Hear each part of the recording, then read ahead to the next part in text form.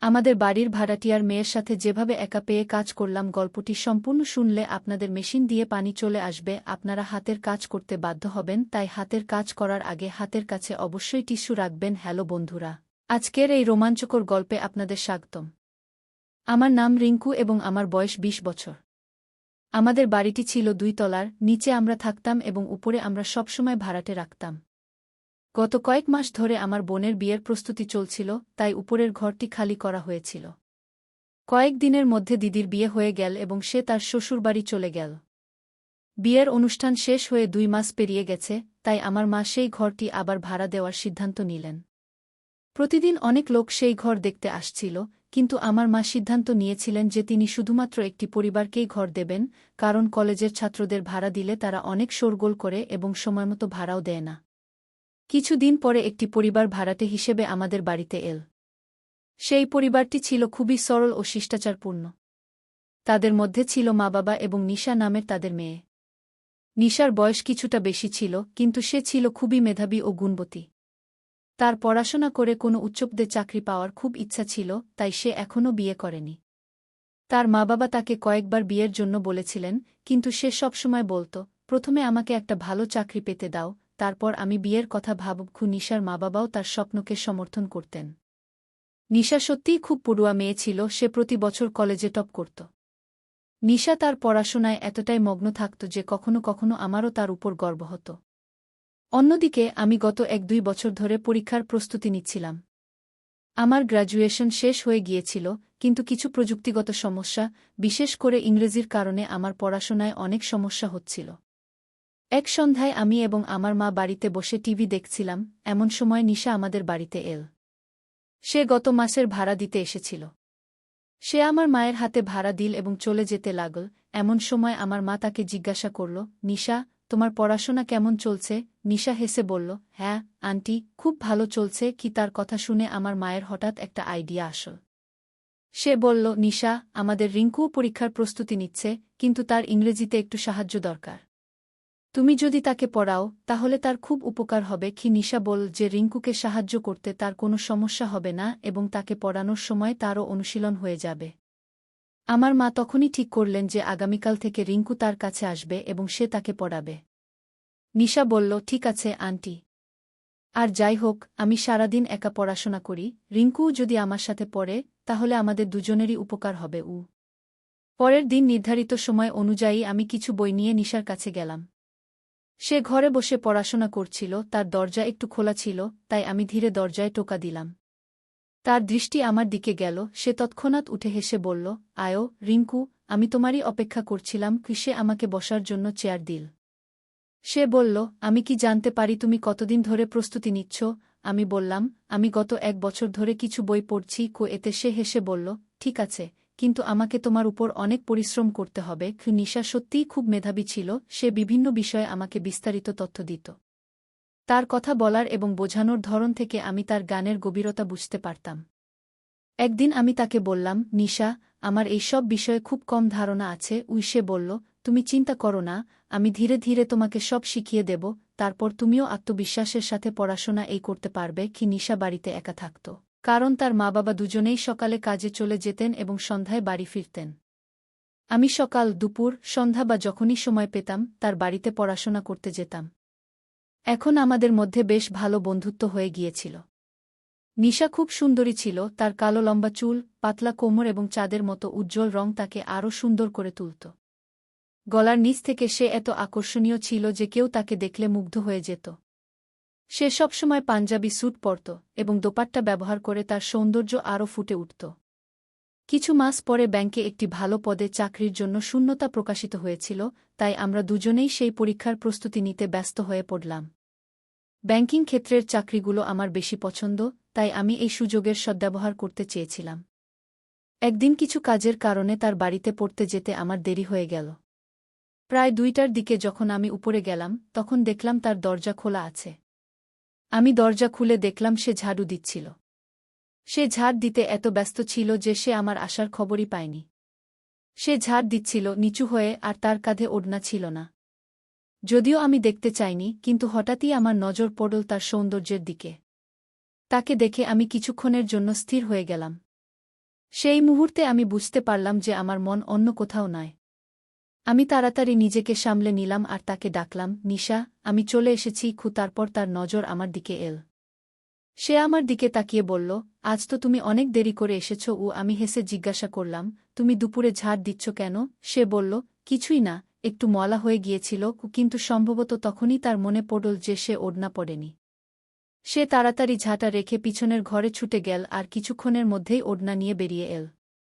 আমি সেই মুহূর্তে একটু লজ্জা বোধ করলাম। আমি ভিতরে গিয়ে চেয়ারে বসলাম। সেও আমার সামনে এসে বসল আর আমরা দুজনেই পড়তে শুরু করলাম। আমরা আমাদের বইয়ে মন দিয়ে পড়া শুরু করলাম। দুপুরে যখনই আমরা পড়তাম সে সবসময় কিছু নাস্তা বানাত আর আমাকেও খাওয়াত। আজও সে খাবারের জন্য কিছু নিয়ে এসেছিল। 5টার দিকে সে বলল, আমার বাজার থেকে কিছু জিনিস আনতে হবে, কিন্তু খুব অলস লাগছে। আমি তাকে টিটকারি দিয়ে বললাম, তুমি আমাকে বলে দাও কি কি আনতে হবে, আমি এনে দেব। সে বলল, না, তুমি পারবে না কি? তখন আমি একটু মজা করে বললাম, আরে, এমন কি আছে যা আমি আনতে পারব না? সে হেসে বলল, তুমি থাক, আমি নিজেই যাব। আমি বললাম, ঠিক আছে, যদি তোমার অলস লাগে তাহলে আমি গাড়ি নিয়ে তোমাকে নিয়ে যাব। তুমি তাড়াতাড়ি তোমার জিনিসগুলো নিয়ে নিও আর তাড়াতাড়ি ফিরে আসবে। আমার কথা শুনে সে একটু ভাবল আর বলল, চলো, তাহলে ঠিক আছে। সন্ধ্যা 6 আমি আমার বাইক বের করে নিচে অপেক্ষা করতে লাগলাম। কিছুক্ষণ পর নিশা নিচে নেমে এল। সে টকটকে লাল রঙের একটি পাঞ্জাবি স্যুট পরেছিল। আমার নজর একবার তার উপর পড়ল এবং আটকে গেল। আমি নিজেকে সামলে নিলাম এবং গাড়ি চালু করলাম। সে বসতে যাচ্ছিল, ঠিক তখনই আমি তাকে বললাম, নিশা, তোমার দোপাট্টা ঠিক করে নাও। সে তার দোপাট্টা ঠিক করল এবং দুটি পা এদিক ওদিক করে বাইকে বসে গেল। সে আমাদের দুজনের মধ্যে কিছুটা দূরত্ব বজায় রেখেছিল। আমাদের গ্রামের রাস্তায় অনেক গর্ত ছিল এবং আমার বাইকও পুরানো ছিল, তাই আমরা অনেক ঝাঁকুনি খাচ্ছিলাম। ঝাঁকুনির কারণে কিছুক্ষণের মধ্যেই নিশা তার নরম হাত আমার কাঁধে রাখল।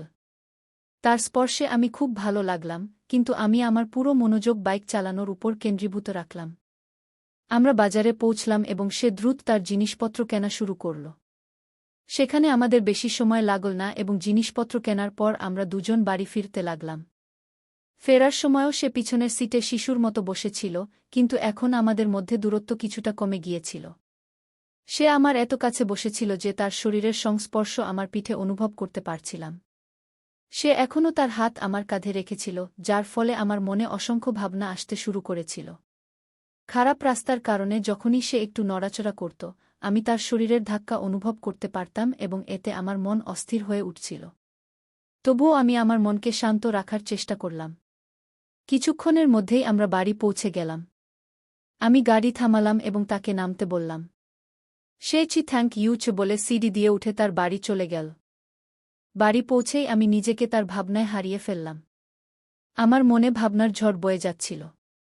আমি নিজেকে জিজ্ঞাসা করছিলাম, রিঙ্কু, তোমার কি হয়েছে? তুমি যাকে দিদি বলে ডাকো তার সম্পর্কে এভাবে কি করে ভাবতে পারো? এটা ঠিক নয়। কিন্তু মন এবং শরীর দুটোই নিয়ন্ত্রণ করা কঠিন হয়ে পড়ছিল। তবুও আমি আমার ভাবনাগুলো দমিয়ে শান্ত থাকার চেষ্টা করলাম। পরের দিন সকাল 10টায় আমি তার বাড়ি গেলাম। সে চেয়ারে বসেছিল এবং আমাকে দেখামাত্র তাড়াতাড়ি তার ওড়না কাঁধে টেনে নিল। এটা তার অভ্যাস ছিল। যখন আমি তার সাথে থাকতাম সে সবসময় দোপাট্টা পরে রাখত। কিন্তু যখন সে একা থাকত তখন দোপাট্টা সরিয়ে নিশ্চিন্তে থাকত।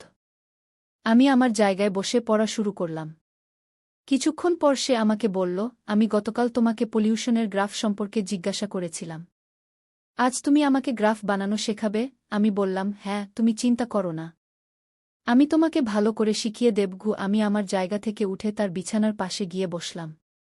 সে গ্রাফ বানানোর চেষ্টা করছিল কিন্তু বারবার ভুল করছিল। আমি বললাম, এটা এভাবে নয়। পেন্সিল এদিকে আনো, আমি বানিয়ে দেখাই। আমি তার পেন্সিল নিয়ে আমার বইতে গ্রাফ বানিয়ে দেখালাম। সে অবাক হয়ে বলল, রিঙ্কু, তুমি তো খুব ভালো করে বানিয়েছ। আমি কতবার চেষ্টা করেছি, কিন্তু পারিনি। আমি হেসে বললাম, আমি তো তোমাকে বলেছিলাম একটু চর্চা করলে তুমিও পারবে। সে আবার বানানোর চেষ্টা করল, কিন্তু এবারও পারল না। সে কিছুটা হতাশ হয়ে আমার দিকে তাকিয়ে বলল, রিঙ্কু, আমাকে ভালো করে শেখাও না কি? তার কণ্ঠের মিষ্টতা এবং মুখের মায়াময় ভাব দেখে আমার কিছু বিশেষ অনুভূতি হল। আমি একটু হেসে বললাম, ঠিক আছে, তাহলে আমরা এভাবে করি। এখন আমি তোমার হাত ধরে শেখাব। তার সম্মতিতে আমি তার বাঁ দিকে বিছানায় বসলাম। সে দেয়ালের দিকে একটু সরে গিয়ে আমাকে আরামে বসার জায়গা দিল। আমি তার হাতে পেন্সিল দিয়ে বললাম, এখন তুমি ধীরে ধীরে হাত নাড়াও। সে তার হাত সঠিক অবস্থানে রাখল এবং আমি তার হাতে হালকাভাবে সাহায্য করে পেন্সিল চালানো শুরু করলাম। যত আমি তার হাত নাড়াচ্ছিলাম, আমার কনুই তার গলার নিচের অংশ স্পর্শ করছিল। আমি চেষ্টা করলাম যেন এমন না হয়, কিন্তু এড়ানো কঠিন ছিল। এত কিছুর পরও সে আমাকে কিছু বলল না, কিন্তু তার স্পর্শের প্রভাব আমার মনে গভীরভাবে পড়ছিল। আমি বললাম, যদি হাত খুলে দেওয়া হয় তাহলে সহজ হবে। ঠিক তখন পেন্সিলের মুখ ভেঙে গেল। আমি তার হাত থেকে আমার হাত সরিয়ে নিয়ে বললাম, একটু অপেক্ষা করো, আমি কিচেনে গিয়ে পানি খেয়ে আসি। আমি কিচেনে গিয়ে ঠান্ডা পানি খেলাম, কিন্তু পানি খাওয়ার পরও আমার হৃদস্পন্দন শান্ত হল না। তার প্রতিটি পদক্ষেপ এবং প্রতিটি আচরণের খবর আমার মনে ছিল। ঠিক তখনই রুম থেকে আওয়াজ এল, রিঙ্কু, দ্রুত এসো। এত সময় কেন লাগাচ্ছ? এটা শুনে আমি আবার তার কাছে গেলাম। সে একটি নতুন পেন্সিল নিল এবং তা ভালো করে শান দিল। আমি আবার তার হাতে আমার হাত রাখলাম এবং গ্রাফ বানানো শুরু করলাম। সে চুপ ছিল, কিন্তু তার শ্বাসের ধ্বনি স্পষ্ট শোনা যাচ্ছিল। আমি ধীরে ধীরে তার দিকে তাকালাম এবং দেখলাম সে তার চোখ বন্ধ করে রেখেছে। আমি তাকে জিজ্ঞাসা করলাম, কি হয়েছে? তুমি চোখ বন্ধ করে রেখেছ কেন? তোমার ঘুম পাচ্ছে নাকি? সে চমকে উঠে চোখ খুলে বলল, সরি রিঙ্কু, আমার মন অন্য কোথাও চলে গিয়েছিল। আমি আবার তার হাত ধরলাম, কিন্তু এবার আমার মন আরও অন্যদিকে ছুটছিল। আমার আঙুলগুলি হালকাভাবে তার আঙুল স্পর্শ করল এবং অজান্তেই আমি আমার আঙুলগুলি তার আঙুলের মধ্যে জড়িয়ে দিলাম। সে কিছু বলল না, কিন্তু তার মুখের অভিব্যক্তি থেকে বোঝা যাচ্ছিল যে সে এই অনুভূতি উপভোগ করছে। তার শ্বাসের গতি বেড়ে গিয়েছিল এবং তার হালকা কাঁপুনি আমি স্পষ্ট দেখতে পাচ্ছিলাম। আমি এখন আমার আঙুলগুলি নাড়াচাড়া শুরু করেছিলাম। তার চোখে হালকা উদ্বেগ এবং অজানা আকর্ষণ দেখা যাচ্ছিল। সে মৃদু কণ্ঠে বলল, রিঙ্কু, দয়া করে এমন করো না। তার কথায় কিছুটা বিভ্রান্তি ছিল, কিন্তু তার চোখে ছিল এক ভিন্ন অনুভূতি। ঠিক তখনই সে আমাকে তার দিকে টেনে নিল। তার এই আচরণে আমি কিছুটা বিব্রত বোধ করলাম, কিন্তু তার চোখের সেই অনুভূতি আমাকে থামতে দিল না। সেই মুহূর্তে আমরা দুজন একে অপরের মধ্যে এমনভাবে হারিয়ে গিয়েছিলাম যেন সমস্ত অতীত পিছনে পড়ে আছে এবং আমরা শুধু সেই মুহূর্তেই বেঁচে আছি। ঠিক তখনই আমার নজর পড়ল খোলা জানালার দিকে।